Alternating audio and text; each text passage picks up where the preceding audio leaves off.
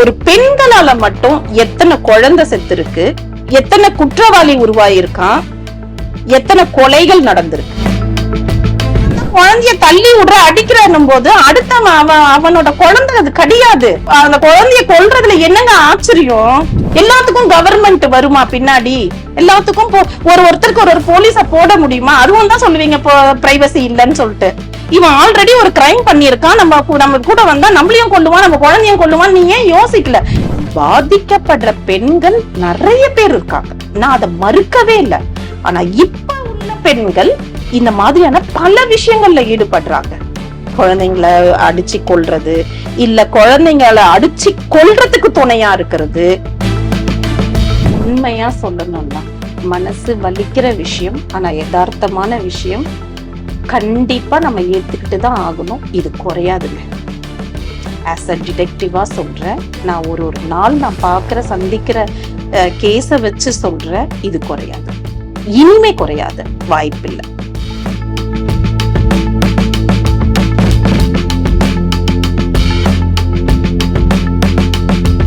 இந்த மாதிரி சம்பவங்கள்லாம் ஒரு பக்கமா, இன்னொரு பக்கம் பாத்தீங்கன்னா இப்ப அந்த கணவன் மனைவி பிரச்சனை, திருமணத்தை மீறிய உறவு, அந்த இஷ்யூ கூட வெளியே வந்ததுக்கு காரணம் பாத்தீங்கன்னா அந்த ஆணே அதை வீடியோ எடுத்து போட்டிருந்தாரு, இன்ஸ்டால போட்டிருந்தாங்க, அது பாட்டு போயிட்டே இருக்கு.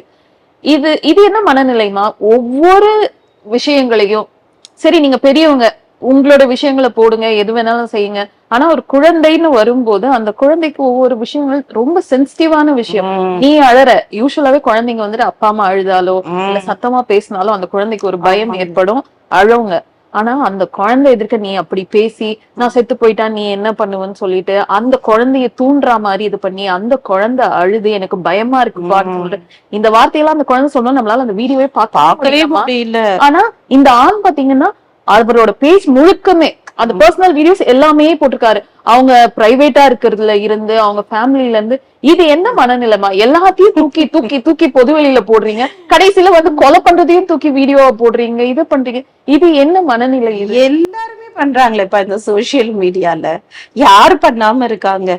எல்லாருமே பண்றாங்க. பல் தேய்க்கிறாங்க, வீடியோ போடுறாங்க, தண்ணி குடிக்கிறாங்க, வீடியோ போடுறாங்க. இது என்ன பண்றதுன்னே தெரிய மாட்டேங்குது. ஆனா அந்த குழந்தை அழுதது அப்படிங்கிறது உண்மையாவே அது பயங்கரமான வலி. அந்த குழந்தை வந்து அப்பா பயமா இருக்கு எனக்குன்னு சொல்லி அழற ஒரு உணர்வு இருக்கு பாருங்க, அது ரொம்ப கொடுமை, ரொம்ப இது. பட் அவர் அது என்ன எக்ஸ்பெக்ட் பண்ணி அதை போட்டாரா, இல்ல அவரோட அந்த நேரத்துல அவரோட மனநிலை என்னவா இருந்தது நமக்கு தெரியலங்க.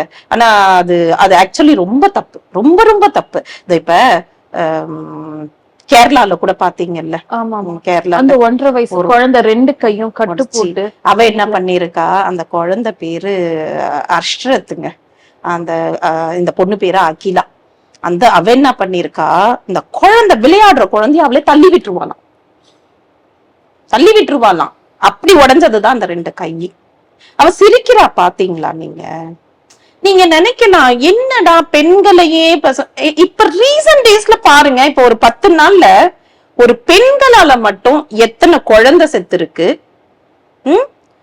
எத்தனை குற்றவாளி உருவாயிருக்கான், எத்தனை கொலைகள் நடந்திருக்கு. இந்த இல்லம்மா, இந்த இதுல வந்துட்டு நான் கொஞ்சம் முரண்படுறேன். இப்ப பெண்களால மட்டும்ன்றத வந்துட்டு நம்ம அப்படி டைரக்டா சொல்லிட முடியாது. அந்த பெண் இன்னொரு ஆணோட சேர்ந்துதான், அவங்க 2 பேருமே தான் அதுக்கு பொறுப்பாக்குறாங்க இந்த குற்றங்களுக்கு. கண்டிப்பா, எக்ஸாக்ட்லி. நான் இல்லன்னு மறுக்கல. நான் என்ன சொல்றேன்னா, மோர் ரெஸ்பான்சிபிலிட்டி நமக்கு இருக்கணும் இல்லையா? இப்ப இந்த கேரளா கேஸ் எடுத்துக்கோங்க. அந்த அகிலாவோட குழந்தை அஷ்ரத், அந்த பையன் பேரு அஷ்கர். அகிலாவோட ஹஸ்பண்ட் இறந்துட்டார். இந்த குழந்தை வயிற்றுல இருக்கும் போதே அவர் இறந்துட்டார். நீ என்ன பண்ணிருக்கணும், இறந்துட்டதுக்கு அப்புறம் குழந்தை பிறந்திருக்கு, உனக்கு ஓகே, நீ சின்ன பொண்ணு, உனக்கு ஓகே, வேற ஒரு கல்யாணம் நீ பண்ணிருக்கணும். இல்ல பண்ணல, இன்னொருத்தர் உன்னை இது பண்றாங்க, ஓகே, நீ ரிலேஷன்ஷிப்ல இருந்துட்ட. அந்த பையன் அஷ்கர் யாருன்னு பாத்தீங்கன்னா, அவனுக்கு ஏற்கனவே கல்யாணம் ஆகி ஒரு வைஃப் இருக்கு. அந்த பொண்ணை அடிச்சு அந்த பொண்ணு கோமால இருக்கு. சரியா?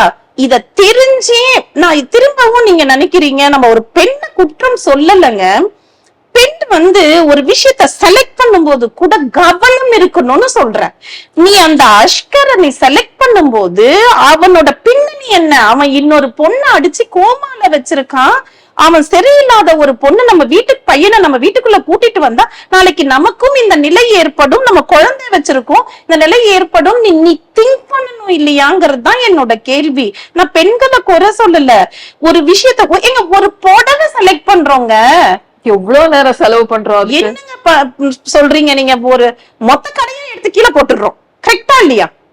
ஒரு வாழ்க்கை துணையை நீ செலக்ட் பண்ற, அதுவும் 2வது முறையானும் போது அவன் சரியானவனா? நீ ஒரு பெண்ணா மட்டும் நீ அவனை செலக்ட் பண்ணி இருந்திருக்க கூடாது, நீ ஒரு தாயா செலக்ட் பண்ணி இருக்கணும். இவன் நம்ம குழந்தைய பார்த்துப்பானா அப்படித்தானே நீ செலக்ட் பண்ணிருக்கணும். அதுக்காக சொல்ல வரேங்க, என்னோட ஆதங்கமே அதுதாங்க, வேற எதுவுமே இல்லைங்க. அந்த மாதிரி இருக்கும்போது இந்த பொண்ணு என்ன பண்ணிருக்குது, இவனோட இருக்கிறதுக்காக அவன் குடிச்சிட்டு ட்ரிங்க்ஸ் எல்லாம் சாப்பிடுவானா, இந்த பொண்ணும் சாப்பிடுமா, சாப்பிடும்போது இந்த குழந்தை வருது இல்லையா, அந்த நேரத்துல தள்ளி விடுறது, குழந்தைய அடிக்கிறது, நம்மளால அந்த நைட்டை கடக்கவே முடியாதுமா. அந்த சம்பவங்களை படிச்சுட்டு நிம்மதியா நம்மளால தூங்கவே முடியாது. அந்த குழந்தை பட்ட கஷ்டத்தை ஐயோ என்னால பாக்கவே முடியலங்க. அந்த குழந்தை 2 கையை உடைஞ்சி அந்த கட்டு கட்டி அவ தூக்கிட்டு வந்து அந்த பொண்ணு சிரிக்கும் போது எனக்கெல்லாம் அவ்வளவு கோவங்க. ஒரே ஒரு 4 வரி படிச்சங்க இப்ப ரீசெண்டா. நீங்க என்ன வேணா நினைச்சுக்கோங்க, ஏன் இவங்க இப்படி பேசுறாங்கன்னு எனக்கு வலிக்குதுங்க, எனக்கு கஷ்டமா இருக்கு. நம்பியவனே விற்று போகையில் அடுத்தவன் அறுப்பதில் என்ன ஆச்சரியம். ஒரு விட்டு போகையில் விற்று போகையில், விற்று மீன்ஸ் ஆட்டுக்குட்டி சொல்லுது. ஓகே ஓகே ஓகே, புரியுதா? நம்பியவனே விற்று போகையில் அடுத்தவன் அறுப்பதில் என்ன ஆச்சரியம். எங்க நீ அம்மாங்க, நீ ஏன் அந்த குழந்தைய தள்ளி விடுற அடிக்கிறன்னும் போது அடுத்தவன் அவனோட குழந்தை அது கிடையாது. அவன் அந்த குழந்தைய கொல்றதுல என்னங்க ஆச்சரியம்? அதுக்குதான் நான் சொல்ல வரேன், உனக்கு தானே அந்த ரெஸ்பான்சிபிலிட்டி இருக்கணும். இவன் நம்ம வீட்டுக்குள்ள வரலாமா வர வேணாமான்னு டிசைட் பண்ண வேண்டியது யாரு? நம்ம தானே. அதுக்கு தானேங்க சொல்றேன், வீட்டை திறந்து போட்டு போறதுல கூட சட்டம் இல்லையேங்க. சட்டம் ஒன்னும் சொல்லியா நீ திறந்து போட்டு போன்னு தானே சொல்லுது. நீ ஏன் கூட்டிட்டு போற? உனக்கு தெரியும் வந்து பார்த்தா வீட்டுல ஒன்னும் இருக்காது. சோ ஒரு வீட்டை பாதுகாக்கிறதுக்கு, ஒரு உடைமைகளை பாதுகாக்கிறதுக்கே நீ இப்படி யோசிக்கும் போது உன்னை பாதுகாத்துக்கும் உன் குழந்தைய பாதுகாத்துக்கிறதுக்கும் நீ ஏன் முயற்சி பண்ண மாட்டேங்கிற? எல்லாத்துக்கும் கவர்மெண்ட் வருமா பின்னாடி? எல்லாத்துக்கும் ஒருத்தருக்கு ஒரு போலீஸ போட முடியுமா? அதுவும் தான் சொல்லுவீங்க பிரைவசி இல்லைன்னு சொல்லிட்டு. இவன் ஆல்ரெடி ஒரு கிரைம் பண்ணிருக்கான், நம்ம கூட வந்தா நம்மளையும் கொல்லுவான், நம்ம குழந்தையும் கொல்லுவான். நீ ஏன் யோசிக்கல? சரி ஓகேங்க, அதை கூட விட்டுருங்க, நான் பெண்களை குறை சொல்லுங்க. இந்த குழந்தையோட பாட்டி இருக்காங்கல்ல, அந்த பாட்டியும் கேட்டிருக்காங்க, இந்த பொண்ணோட அம்மாவும் கேட்டிருக்காங்க, இந்த குழந்தை என்கிட்ட கொடுத்துட்டு நான் வளர்த்துக்கிறேன், நீ போய் கல்யாணம் பண்ணிக்கோன்னு. அதையும் நீ ஏன் எடுக்கல? அந்த முயற்சியும் நீ ஏன் எடுக்கல? அவங்களுக்கு ஏன் குடுக்கல? குடுக்க மாட்டேன்னு நீ அவ்வளவு சண்டை போட்டிருக்க. அப்படி சண்டை போட்ட பிள்ளை அந்த குழந்தைய ஒழுங்காக பாத்துக்கணும்ல. எல்லாத்த விட கொடுமை, அந்த குழந்தை இறந்துட்டு இவங்க அடிச்சே கொன்னுட்டு அந்த பிளட் ஸ்டெயின்ஸை இந்த லேடியே தொடச்சிருக்குமா? ஐயோ, அதுதான் எப்படி உங்களால? அது எவ்வளவு பெரிய பெயின் நீங்க சொல்லுங்க. நீங்க சொல்றீங்கல்ல, அவன் அடிச்சுட்டாங்க, அவன் கொண்டுட்டான் அந்த குழந்தைய, நீ வந்து பார்த்து பதறி இருக்க வேணாமா? துடிச்சிருக்க வேணாமா? நீ நேரம் அவனை கொன்னு இருக்க வேணாமா? ஆனா நீ என்ன பண்றனா, துணி எடுத்து அந்த ரத்த கரைகள் எல்லாம் தொடச்சிட்டு, குழந்தையெல்லாம் தொடச்சி ஹாஸ்பிட்டலுக்கு தூக்கிட்டு போய் சாப்பாடு ஊட்டும் போது திணறி குழந்தை செத்து போச்சுன்னு சொல்ற. அப்ப யாருங்க குறை சொல்றது? நீங்க சொல்லுங்க. நான் மட்டும் என்ன, நானும் ஒரு பெண் தானே. இதே நான் எத்தனை பெண்களுக்காக பேசியிருக்கேங்க. நான் பேசுறது இப்ப ரீசன்ட் டேஸ்ல நடந்த பெண்கள்னால நடந்த பிரச்சனைய பத்தி தான் சொல்றேன். யாரு இப்போ கோயம்புத்தூர்ல சூலூர்ல பாத்தீங்கல்ல, நான் கூட அதுக்கு ஒரு வீடியோ போட்டிருப்பேன். ஆக்சுவலி எனக்கு அது ஃபர்ஸ்ட் தெரியாம போட்டேன். சூலூர்ல ஒரு குழந்தைங்க, 10 வயசு குழந்தை, எத்தனை மணிக்கு காணா போயிருக்கு? 5 மணிக்கு. சரியா? ஒரு தாய் என்ன பண்ணிருக்க? ஃபர்ஸ்ட் பார்க்கும்போது எனக்கும் தெரியாது, 2வது அதுக்கப்புறம் நியூஸ் பார்க்கும்போது தான் தெரியுது. ஒரு தாய் என்ன பண்ணிருக்கு, குடிச்சிட்டு தூங்கி இருந்திருக்கு. ஆனா அதுக்கு இல்லம்மா, அந்த அம்மா என்ன சொன்னாங்க, தன்னுடைய கணவர் வந்துட்டு அந்த கூல் ட்ரிங்க்ஸ்ல கலந்து ஃப்ரிட்ஜ்ல வச்சிருந்தாங்க, நான் தெரியாம எடுத்து குடிச்சிட்டேன், அந்த இதுல நான் மயக்கமாயிட்டேன், நான் மயங்கிட்டேன், அதுக்கப்புறம் எல்லாரும் வந்து எழுப்புனப்பதான் எனக்கு தெரிஞ்சுது. நம்ம மக்கள்ல நானு நீங்க எல்லாரும் முட்டாளாங்க. யாருக்குமே அறிவே இருக்காதா? சுய அறிவே இருக்காதாங்க? நம்மள ஒரு விஷயம் சொன்னா சிந்திக்க மாட்டோமாங்க? நம்ம கூட இருக்கிறவங்க பொய் சொல்றாங்களா உண்மை சொல்றாங்களான்னு நமக்கு தெரியாதாங்க? நம்ம அதை தெரிஞ்சுதானே கண்டும் காணாம சிலது போவோம். ஏங்க ஒரு கூல் ட்ரிங்க்ஸ் எப்படி இருக்கும் நமக்கு தெரியாதா? உனக்கு தெரியாதா? நீ குடிச்சன்ற கூல்ட்ரிங்க்ஸ் குடிக்கும் போதே அது ஒரு மாதிரியா இருந்தா நம்ம என்ன பண்ணுவோம், வாயில ஊத்துவோம், நல்லா இல்லைன்னா துப்பிடுவோம். சரி நீ துப்பல்ல, உனக்கு தெரியல, நீ இவ்வளவுதான் குடிச்சேன்னு சொல்ற எல்லார்கிட்டயும், நான் இவ்வளவுதான் குடிச்சேன், அது ஒரு மாதிரியா இருந்தது, எனக்கு கேர் ஆயிடுச்சு, நான் தூங்கிட்டேன்னு சொல்றேன். எப்போ நீ 2 மணிக்கு தூங்கி இருக்க, 5 மணி வரைக்கும் எழுந்துக்கல, 5 மணிக்கு தான் குழந்தை காணாம போச்சு. ஆனா நீ வந்து என்ன சொல்றன்னா, சரி கொஞ்சம் இவ்வளவுதான் குடிச்சிருந்தா எவ்வளவு நேரம் அந்த போதை இருந்திருக்கும் சொல்லுங்க, எவ்வளவு நேரம் இருந்திருக்கும்? 5 மணிக்கு குழந்தை காணாம போச்சு, 7:30 மணிக்கு வந்து ஊர் ஜனம் எல்லாம் வந்து உன்னை எழுப்புறாங்க, உன்னால எழுந்தே நிக்க முடியாத அளவுக்கு போதைன்னு சொல்றாங்க. ஒரு லேடி வந்து வீடியோவே அப்லோட் பண்ணிட்டாங்க. நீ அந்த நேரத்துல நம்ம அந்த விஷயத்த வந்து நம்புற மாதிரி இல்ல. ஃபர்ஸ்ட் ஆஃப் ஆல் நான் நம்பலங்க, மத்தவங்க யாரு நம்பினாலும் எனக்கு தெரியல, ஆனா நான் நம்பல. அந்த போதைன்றதுலாம் அப்படி கிடையாது. நீ வந்து உடனே கமெண்ட்ஸ் போடாதீங்க, நீங்க குடிச்சு பாத்தீங்களா செஞ்சீங்களான்ட்டுலாம். நான் சொல்றது என்னன்னா, ஒரு கூல்ட்ரிங்க்ஸ் நம்ம குடிக்கும் போது நமக்கு அதுக்கு டிஃபரன்ஸ் தெரியும். ஓகே இதுல ஏதோ இருக்குன்னு போது நம்ம துப்பிடுவோம். இல்ல மீறி குடிச்சிருந்தோம்னாலும் அவ்வளவு நீ சொன்ன குவான்டிட்டி இவ்வளவுதான் குடிச்சேன் அப்படின்னும் போது அது ஒரு 5 மணி வரைக்கும் நீ தூங்கி இருந்திருக்க, ஓகே. அதுவே நீ குடிக்காம நீ வந்து தூங்கி எழுந்திருந்தீங்கன்னா 5 மணிக்கு காணாம போன குழந்தை, நீ 10 பேரை கூட்டு போய் அந்த குழந்தைய தேடி இருந்தீங்கன்னா அந்த குழந்தைய காப்பாத்திருக்கலாமா இல்லையா? ஆனா உன்ன 10 பேர் வந்து எழுப்புற வரைக்கும் உனக்கு சுயநினைவு இல்லாம நீ தூங்கி இருக்க.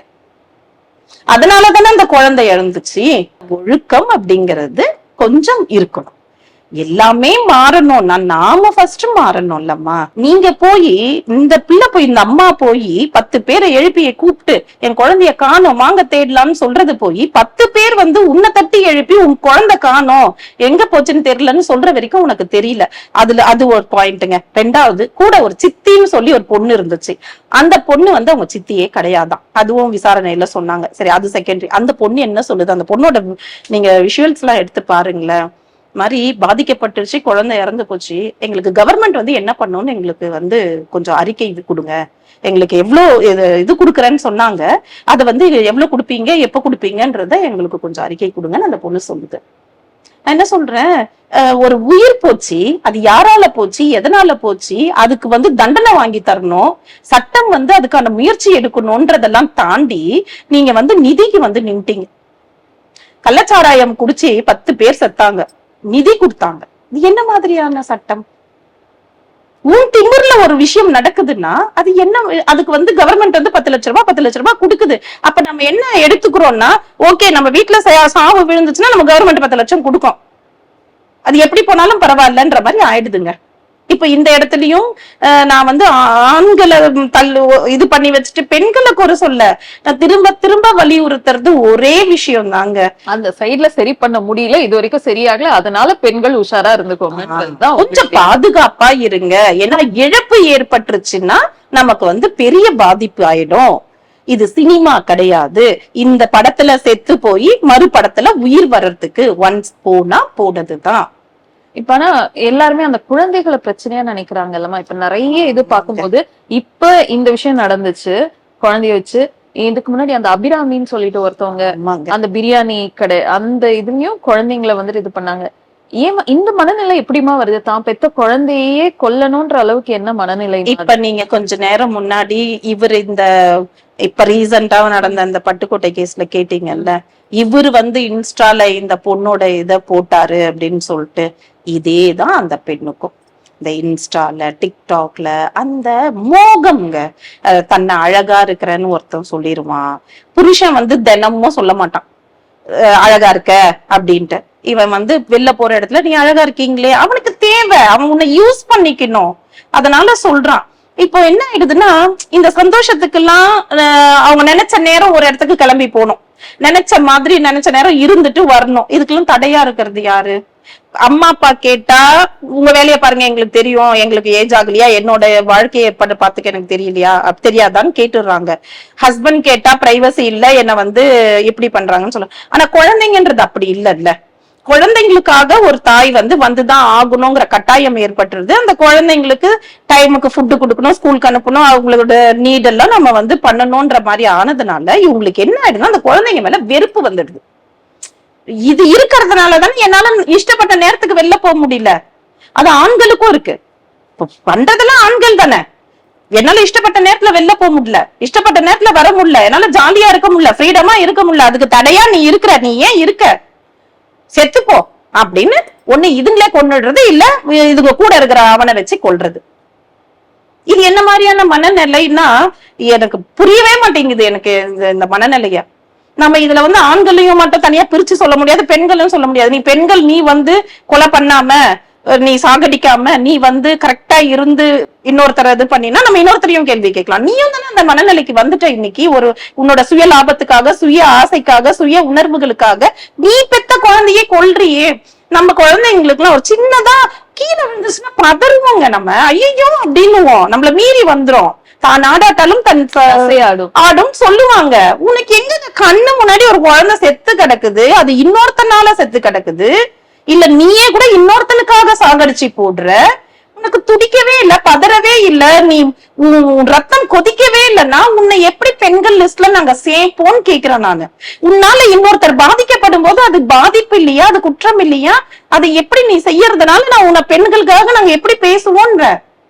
இந்த பெண்களுக்காக பேசினவங்க தானே நாங்களும், பெண்களுக்காக பாடுபட்டவங்க தானே நாங்களும். அதே சமயத்துல ஆண்கள் பாதிக்கப்படும் போதும், ஆண்கள் கஷ்டப்படும் போதும், ஆண்கள் நம்ம கிட்ட கதரும் போதும், நம்ம லைவா பார்க்கும் போதும் எப்படிங்க பேசாம இருக்க முடியுது? நீங்க ஆண் பெண் நீங்க பிரிச்சு பாக்குறீங்க, நான் எல்லாமே ஹியூமனா பாக்குறேங்க. சோ கேஸ் குடுக்க வரவங்க ஜெனரலா ஹியூமனா பாத்துருவீங்க. இந்த ஹியூமனா பாக்குறேங்க. யார் பக்கம் நியாயம் இருக்கு, யார் பக்கம் உண்மை இருக்கு, நான் அவங்களதான் பாப்பேன். அது யாரா இருந்தாலும், ஆனா இருந்தாலும். இந்த மாதிரி குழந்தைகளை வச்சு உங்ககிட்ட இது இஷ்யூஸ் வந்திருக்கா? ஐயோ நிறைய, ஏகப்பட்ட கேஸ்ங்க. 1 2 எல்லாம் நம்ம கவுண்ட் பண்ண முடியாது. அப்படிலாம் ஏகப்பட்ட கேஸ் நான் உங்ககிட்ட எல்லாம் சொல்லியிருக்கேன். குழந்தைங்களுக்காக பாருங்க, கொஞ்சம் குழந்தைங்களுக்காக சேர்ந்து வாழ பாருங்க, போய் பேசுங்க. எவ்வளவு பேசிட்டேன் மேடம், எவ்வளவு பேசிட்டேன். அந்த குழந்தைங்களையும் என்கிட்ட இப்பெல்லாம் என்ன பண்றாங்க தெரியுமாங்க, நீங்க இதுவும் நடந்துட்டு இருக்கு. இப்ப கோர்ட்ல கேஸ் போட்டுருவாங்க, குழந்தைங்களை பாக்குறதுக்கு அவங்க இந்த விசிட்டர்ஸ் டைம்னு கொடுத்துருவாங்க, விசிட்டர்ஸ் டைம் அப்படின்னு. இவங்க என்ன பண்ணுவாங்கன்னா அந்த குழந்தைய இவங்க கிட்ட காட்ட மாட்டாங்க. பெண்கள் ஆண்கள் கிட்ட காட்ட மாட்டாங்க. அதுல ஒரு சந்தோஷம் அவங்களுக்கு, காமிக்க மாட்டாங்க. அப்படி மீறி காமிச்சா குழந்தைய அசிங்கமா பேசுறாங்க, குழந்தைங்க கிட்ட அசிங்கமா பேசுறாங்க, குழந்தைங்க கிட்ட அம்மா என்ன பண்றா, அம்மா யார்கிட்ட பேசுறான்னு கேட்டு இது பண்றாங்க. அதனால நாங்க எங்க குழந்தைங்களை அனுப்ப மாட்டோம்னு சொல்லிட்டு குழந்தைங்களையும் காட்டுறது இல்ல. நான் அவங்க கிட்ட எல்லாம் கேக்குறது என்னன்னா, நீங்க குழந்தைங்களை காட்ட வேணாம், நீங்களும் போ வேணாம். ஆனா அவங்க கிட்ட பணம் கேட்டு நீங்க ஏன் ஒரு அலிகேஷன் வைக்கிறீங்க? எனக்கு நீ வேணாம், என் குழந்தைய நான் உனக்கு காட்ட மாட்டேன், உனக்கு கொடுக்க மாட்டேன். நான் எல்லா ஆண்களையும் சொல்லலைங்க, உண்மையா பாதிக்கப்பட்ட ஆண்கள் தன் குழந்தைய பார்க்க முடியாம ஏங்குறாங்க. இப்ப 2 நாள் முன்னாடி ஒருத்தர் என்கிட்ட கேஸ் கொடுத்தாரு. என்னன்னா, இந்த மாதிரி நாங்க 2 பேரும் பிரிஞ்சிருக்கோம், பாக்குறதே இல்ல, பேசுறதே இல்ல, நான் போன் பண்ணாலும் எடுக்கிறது கிடையாது, நான் எப்ப கால் பண்ணாலும் போன் ரிங் போகும், எடுக்கிறது இல்ல, கொஞ்ச நேரம் கழிச்சு திரும்ப கால் பண்ண அவங்க அம்மா தான் எடுக்கிறாங்க, அவங்க எடுக்கிறது கிடையாது, பேசுறது கிடையாது. இது கோர்ட்ல கேஸ் போது போல இருக்கு. அதனால இந்த குழந்தைய பாக்குறதுக்கு ஒரு பீரியட் கொடுத்திருக்காங்க, அந்த குழந்தையும் சரியா அவங்க காட்டுறது இல்ல. அப்ப அவர் என்ன சொல்றாருன்னா, நாளைக்கு எனக்கு கல்யாண நாள், ஓகே எங்களுக்கு கல்யாண நாள், எனக்கு அவங்கள பாக்கணும், அவங்களுக்கு நான் ஏதாச்சும் வாங்கி கொடுக்கணும்னு தோணுது. ஆனா நான் இப்ப என்ன பண்ணணும்னா, போலீஸ் ஸ்டேஷனுக்கு கால் பண்ணி, போலீஸ் அவங்களுக்கு இன்ஃபார்ம் பண்ணி, அவங்க சரி ஓகே வர சொல்லுங்கன்னு பர்மிஷன் கொடுத்தாதான் நான் போனோம். அது குழந்தைங்களுக்கு ஏதாவது பண்ண முடியும், குழந்தைங்களுக்கு ஏதாவது பண்ண முடியும், நான் அவளுக்கே ஏதாவது பண்ண முடியும்னு. நீங்க கொஞ்சம் யோசிச்சு பாருங்க, இது என்ன மாதிரியான ஒரு வாழ்க்கைங்க. தான் மனைவி கிட்ட சுதந்திரமா பேச முடியல, தன் கணவன் கிட்ட கணவனை சுதந்திரமா பார்க்க முடியல, தன் குழந்தைகளை போய் தூக்கி கட்டி புடிச்சு முத்தம் கொடுக்க முடியல. இதுக்கு நடுவுல இத்தனை ப்ராசஸ், சரியா? இத்தனை ப்ராசஸ் அவங்க பண்ண ரெடியா இருக்காங்க, ஆனாலும் நீங்க காட்டவே மாட்டீங்களே. ஏதோ 1 2ன்னா பரவாயில்லைங்க, நிறைய பேர் இப்படி பண்றாங்க, மத்தவங்களெல்லாம் நான் சொல்லல. பாதிக்கப்படுற பெண்கள் நிறைய பேர் இருக்காங்க, நான் அதை மறுக்கவே இல்லை. ஆனா இப்ப உள்ள பெண்கள் இந்த மாதிரியான பல விஷயங்கள்ல ஈடுபடுறாங்க. குழந்தைங்களை அடிச்சு கொல்றது, இல்ல குழந்தைங்களை அடிச்சு கொல்றதுக்கு துணையா இருக்கிறது, இந்த மாதிரி போய் இதுதான் என் பெண்ணியம், இதுதான் என்னோட பிரைவசி, இதுதான் என்னோட சுதந்திரம்னு சொல்லி இந்த மாதிரி போய் தனியா ரொம்ப நேரமாயி அந்த நைட் டைம்ல வெளியில சுத்தி, அதனால ஒரு ஆபத்து அவங்களா பிரச்சனை சிக்கிடுறாங்க, தானா பிரச்சனைகளை இழுத்து வச்சுக்கிறது, இதெல்லாம் நடக்குது. இதெல்லாமே வந்து கொஞ்சம் ரீசன்ட் டேஸ்ல பாக்குறதுனாலதான் நான் இத சொல்றேன். இத பண்ணாதீங்க, பண்ணும்போது நமக்கு தானே பாதிப்பு. நம்மளுக்கோட தனி மனித ஒழுக்கம்ங்கிறது கண்டிப்பா இருக்கணுங்க. இப்போ அவன் மாறல, இவன் மாறல, அது மாறல, இது மாறல, இது சரியில்லை, அது சரியில்லைன்னு பேசுறத விட நாம சரியா இருக்கணும். நம்மளால ஒரு குற்றம் ஏற்படக்கூடாது, நம்மளால ஒருத்தர் அழக்கூடாது, நம்மளால ஒரு குழந்தை சாகக்கூடாது, நம்மளால ஒரு குடும்பம் பாதிக்கப்படக்கூடாதுன்னு ஒவ்வொருத்தரும் நினைச்சா தானங்க சொசைட்டி மாறும். இப்ப as a டிடெக்டிவா நீங்க நிறைய கேஸ் பாத்திருக்கீங்க, உங்க அனுபவத்துல நிறைய விஷயங்கள் சொன்னீங்கம்மா. இந்த தவறுகள்லாம் அதிகரிக்காம இருக்கணும்னா என்ன செய்யறது? ஒவ்வொரு முறையும் நாங்க இதை கேக்குறோமே, ஆனா இதுவும் வந்துட்டு குறைந்த பாடில்லை.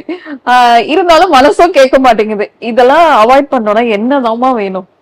உண்மையா சொல்லணும்னா மனசு வலிக்கிற விஷயம், ஆனா யதார்த்தமான விஷயம் கண்டிப்பா நம்ம ஏத்துக்கிட்டு தான் ஆகணும். இது குறையாதுங்க. ஆஸ் அ டிடெக்டிவா சொல்றேன். நான் ஒரு நாள் நான் பாக்குற சந்திக்கிற கேஸ வச்சு சொல்றேன், இது குறையாது, இனிமே குறையாது, வாய்ப்பில்லை. எங்கதாம்மா இப்படியே போய் நிக்கும்? எப்படி நம்ம நினைக்கணுங்க, நமக்கு எதுவும் நடந்துடக்கூடாது, நம்ம எதுவும் தப்பா ஒரு விஷயம் பண்ணிடக்கூடாது, நமக்கு எதுவும் நடந்துடக்கூடாது, நம்மளால யாருக்கும் எதுவும் நடந்துடக்கூடாதுன்னு நாம நினைக்கணுங்க. அப்பதான் மாறும். ஒவ்வொரு தனி மனிதனும் தானா முடிவெடுக்கணும். கண்டிப்பா அப்படி எடுத்தாதான் இதுக்கு மாற்றம். அது வரைக்கும் எதுவும் நீங்க நினைக்கணும், என்னால வந்து எனக்கும் பிரச்சனை வந்துடக்கூடாது, என்னால என் குடும்பத்துக்கும் எந்த பிரச்சனை வரக்கூடாது, என்னால இந்த சொசைட்டிக்கும் எந்த பிரச்சனை வந்துடக்கூடாது. அதுக்கு நான் என்ன பண்ணணும் நீங்க நினைக்கணும். நான் நினைக்கணும், என்னால யாருக்கும் எந்த பிரச்சனையும் வந்துடக்கூடாது, எனக்கும் எந்த பிரச்சனையும் வந்துடக்கூடாது. நான் நினைக்கணும். இப்படி ஒவ்வொருத்தரும் நினைச்சா மட்டும்தான், ஒவ்வொருத்தரும் மாறினா மட்டும்தான் இந்த சொசைட்டி மாறும். ஏன்னா நம்மளாம் தான் சொசைட்டி, நம்ம தான் மக்கள், நம்ம மாறினாதான் எல்லாம் மாறும். அதை விட்டுட்டு அவன் சரியில்லை, இவன் சரியில்லைன்னு குறை சொல்லிக்கிட்டே இருக்கிறதுனால இழப்புகளும் குற்றங்களும் அதிகமாகுமே தவிர குறையாது. ஓகேமா, நிறைய விஷயங்கள் சொன்னீங்க, மனசுல இருந்து பேசியிருந்தீங்க, வெளிப்படையா பேசியிருந்தீங்க. உண்மையிலேயே ரொம்ப பிஸியான ஸ்கெடியூல்ல எங்களுக்காக டைம் ஒதுக்கி இவ்வளவு விஷயங்கள் ஷேர் பண்ணீங்க. ரொம்ப நன்றிமா. ரொம்ப சந்தோஷங்க. நிறைய வந்து மனசு வலிக்கிற விஷயங்கள் அதிகமா இருக்கு எனக்குள்ள. ஏன்னா நான் பாக்குற கேஸ்ல ரொம்ப பெயின்ஃபுல்லான கேசஸ் எல்லாம் அதிகமா இருக்கு. ஆனா அதெல்லாம் சொல்ல முடியல. அதுக்கான சொல்யூஷனும் என்னால சம்டைம்ஸ் கொடுக்க முடியறது இல்ல. என்னால கண்டுபிடிக்கிறதோட நிறுத்திக்க முடியுதே தவிர அதுக்கான ஒரு சொல்யூஷனை நம்மளால சொல்ல முடியறது இல்ல. ஆனா ஒரு சின்ன திருப்தி என்னன்னா, அட்லீஸ்ட் கண்டுபிடிச்சு ப்ரிகாஷனா ஒரு சிலருக்கு ஒரு சில விஷயங்களை சொல்றோம். இத பண்ணுங்க, இத பண்ணாதீங்க, இது இப்படி இருக்குன்னு சொல்லி ஒரு அவேர்னஸ் கிரியேட் பண்றதுல மாதிரியான ஒரு இடத்துல என்னை கடவுள் வச்சிருக்காரேன்னு நான் ரொம்ப சந்தோஷப்படுறேன். இருந்தாலும் ரொம்ப பெயின்ஃபுல்லா தான் இருக்கு. நம்மளை சுத்தி நடக்கிற சம்பவங்களை பார்க்கும்போது, நிகழ்வுகளை பார்க்கும்போது, அடுத்தவங்களுக்கு நடக்கிற வரைக்கும் அது நியூஸ். நமக்கு நடந்துருச்சுன்னா என்ன, நான் ஒவ்வொரு விஷயத்தையும் அப்படிதாங்க பார்ப்பேன். இது அவங்களுக்கு நடக்குது, நாளைக்கு நமக்கு நடந்தா எப்படி ரியாக்ட் பண்ணுவோம். சோ அதனாலதான் சொல்றேன், தயவு செஞ்சு எல்லாருமே நினைங்க, இந்த சொசைட்டி நல்லா இருக்கணும்னா, நாம நல்லா இருக்கணும்னா நாம மாறணும்னு நினைக்கணும். சரியா? ஓகேமா, தேங்க்யூ.